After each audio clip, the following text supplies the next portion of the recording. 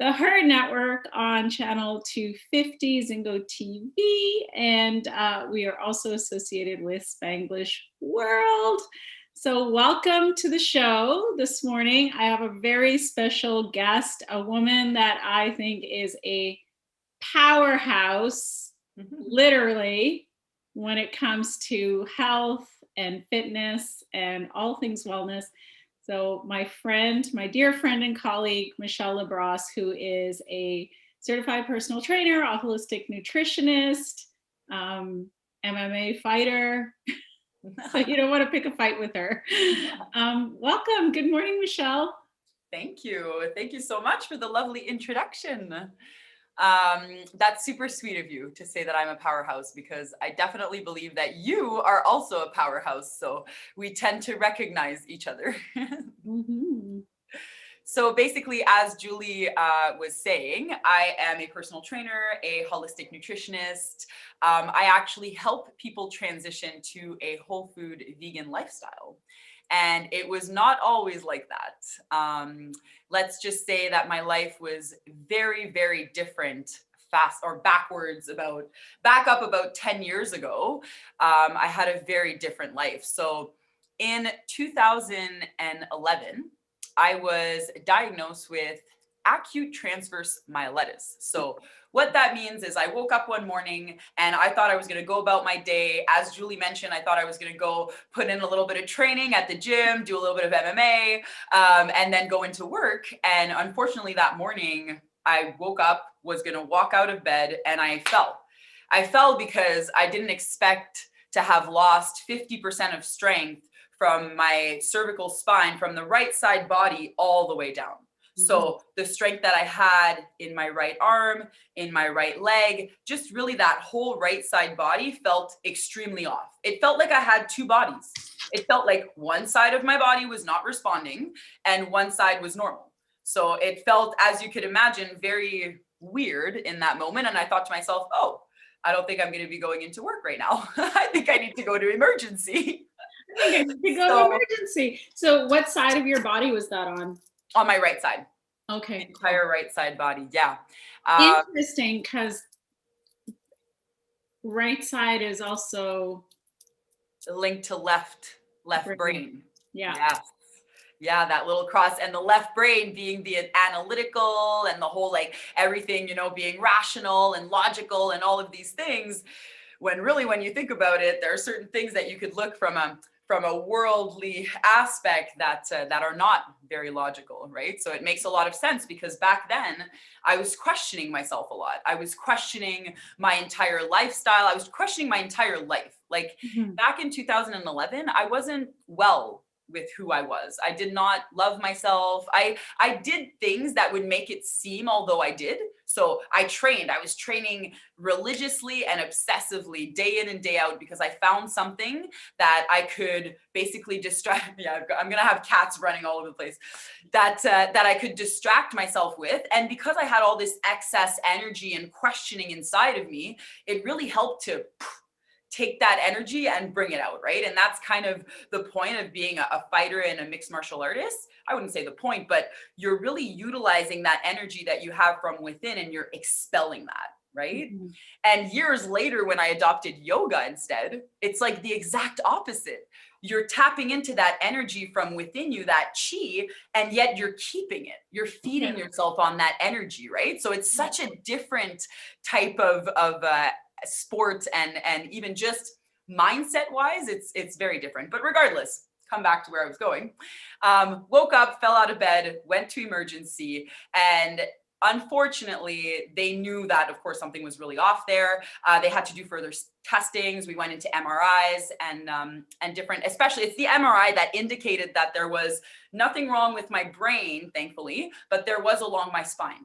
And there was so much inflammation at the cervical level that the neurologist looked at me and he said, I'm surprised you're able to walk, that you're not paralyzed, that you're not fully paralyzed. He said, you have so much inflammation on the right side that it's going off onto the left as well, but you're still functional, right? Like it made no sense. It made no sense to them, and it made no sense to me either. And at that point on, it's like, okay, well, what do I do with this information? Like, first of all, Can I heal myself? Are you going to be, they wanted to give me medication, long-term medication. So what my neurologist told me at that point in time is he said, listen, you haven't been diagnosed with multiple sclerosis yet, but based on all the testings that we have done, that's usually where it would lead you to. So he said acute transverse myelitis is 1 in a million. And sometimes for some people, it never comes back. And that's the only episode they ever had. But he said for most of our cases, they tend to then move into an autoimmune disease, right? And condition, which makes a lot of sense because if you don't change anything in your life, if you still have inflammation in your body, then you know what I mean? Like if you get better.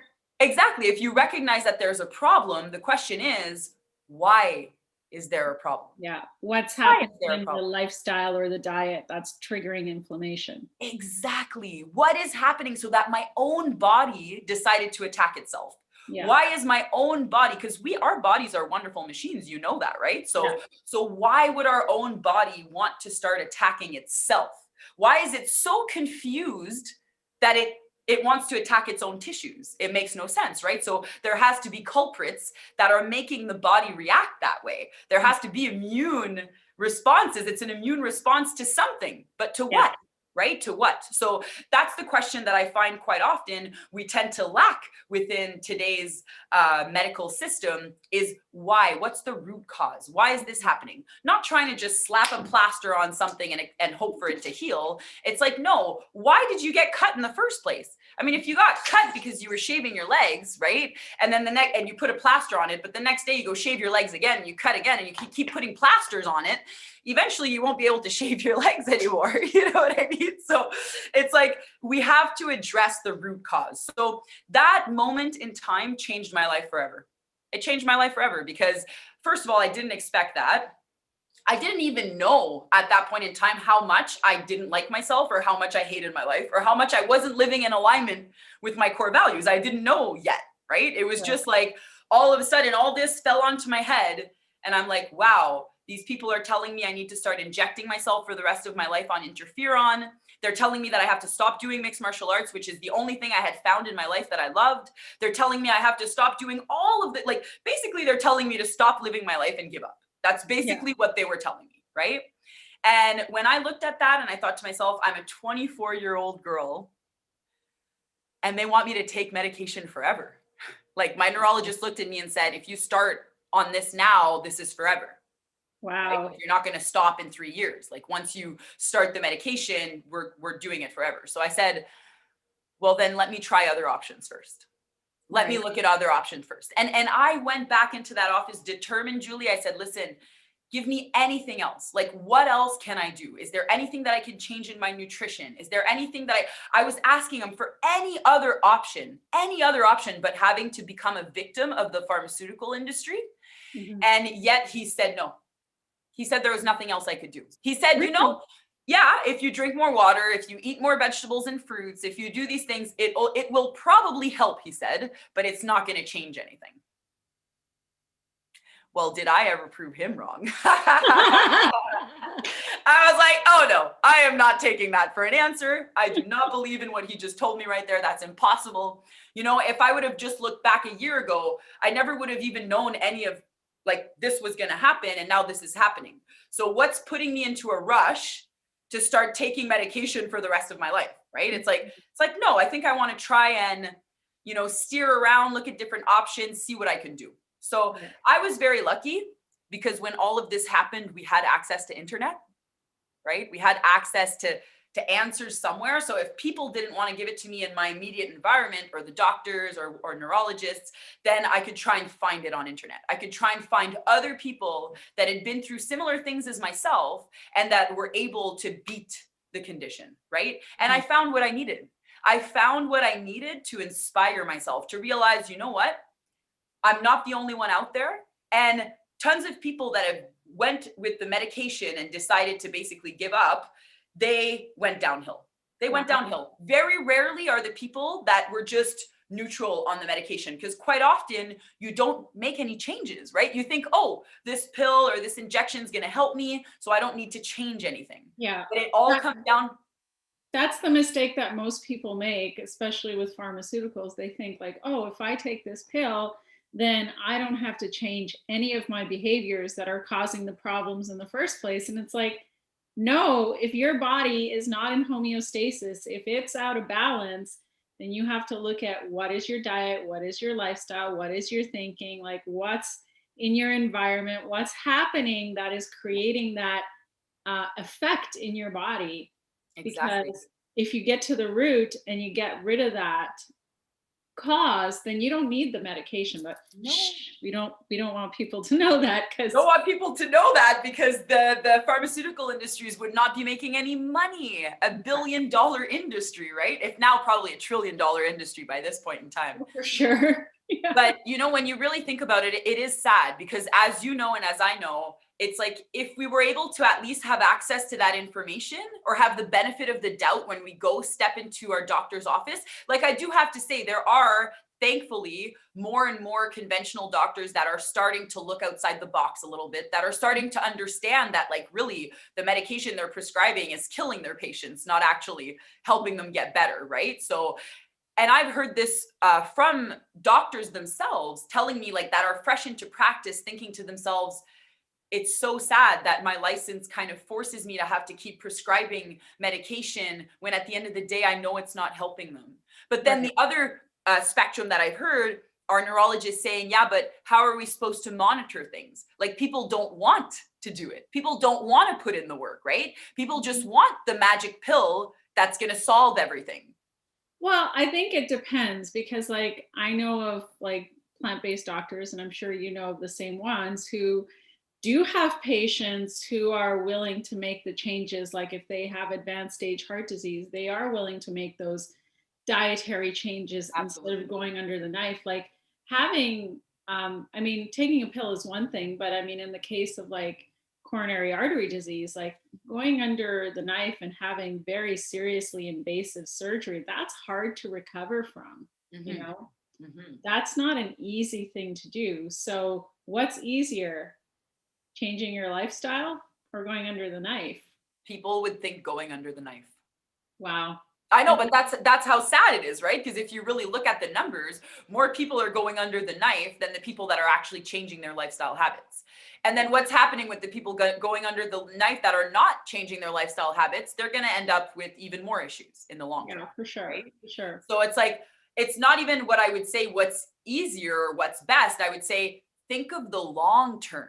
Just Mhm. think of your long term. Like, again, for people who maybe don't think their life is that important, like, what about the life of your kids or your kids' kids? Or what about the people around you that care for you, right? Like, For sure. and what is it? Like, what's the point of living a long life if you don't have a quality of life? If you Yeah. don't have a good quality of life? And that was what I was thinking. I was thinking to myself, do I really want to start injecting me now myself for the rest of my life without addressing anything and then just live this life of like I'm just cruising along, like I'm just surviving, basically making sure I don't relapse, making sure I don't like just being living in fear almost Yeah. Yeah. versus taking control of your life versus analyzing. And this is an analogy that I really liked from the Institute of Holistic Nutrition.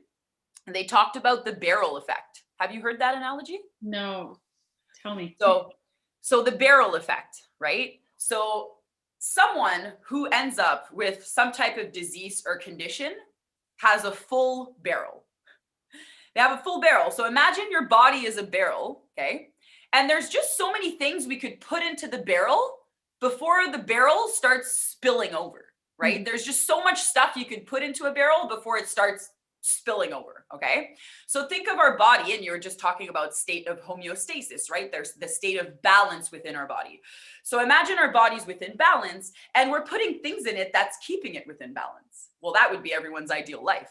Right. Unfortunately, even without our control, there are things that are put into our barrel, like the air we breathe, or that is not necessarily into our control. So it's there regardless, right? But Mhm. there are things that are in our control. So the food that we decide to put in our body is a fuel, is something that is 100% in our control. And imagine our body's the barrel. So we're putting this food in the barrel, right? The things that we think, the thoughts that we have in our own mind, are Mhm. also energy. They're also things that we're adding on. They're also extra load that we're adding on into that barrel. The things that we do, the friends that we have, the things that people around us say, the air that we breathe, the house that we live in, everything we have, the kids that we have, the companions that we have, everything is something that is a part of our barrel that could add, it could either add negativity to our barrel or it could add positivity. Mhm. Right? And the thing is when you add negativity, it fills up the barrel.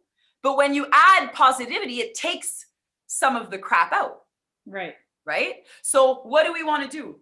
We first want to ensure that we fill our barrel up with awesome positive things. So that means positive lifestyle behaviors, right? That means good, nutritious, healthy plant foods for us. That means positive thoughts, self-love, positive practices like exercise and meditation. That means really taking care of ourselves. But what makes us have a full barrel? Doing none of those things, right? Filling our body with crap foods, drinking all this alcohol, smoking all these cigarettes, adding these drugs in there, not sleeping, right? Not exercising, not doing anything, working in a job that we hate, having so much stress in our life that we don't know how to manage it. All of these things fill up our barrel. They fill them up, fill them up, fill them up. And then what happens when the barrel is full? Well, your body has to tell you, right? Your body has to knock on the door and say, hey, like, I'm not in homeostasis anymore. I'm suffering. I'm suffering. Are you hearing me Hey, out? did Right? you notice?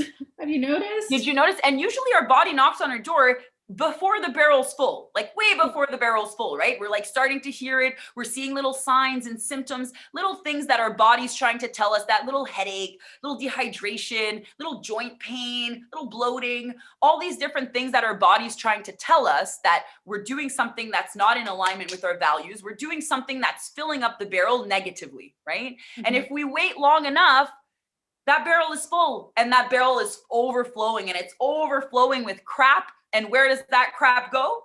Well, it has to find somewhere to go. So that's where you end up being diagnosed with something, right? Yeah. That's where you end up being diagnosed with MS. That's where you end up being diagnosed with heart disease. That's where you end up being diagnosed with something, right? Adrenal fatigue, hypothyroidism, whatever it is, you end up diagnosed with something because you didn't take care of your barrel. You just kept filling up your barrel with all this shit, all this nonsense, whether it's the things that you watch, the things that you listen to, the things that you do, the things that you eat, you know, the lack of sleep, all of these things, you fill that barrel up and eventually it had enough, it overspilled, and your body Breaks really down. responded. Yeah. So that was my case. My barrel was full. I really didn't like myself. Exactly all the things I just mentioned. I used to smoke. I used to drink. Even though I trained, I had a healthy body. My body, sorry, let me rephrase that. My body looked healthy from the outside.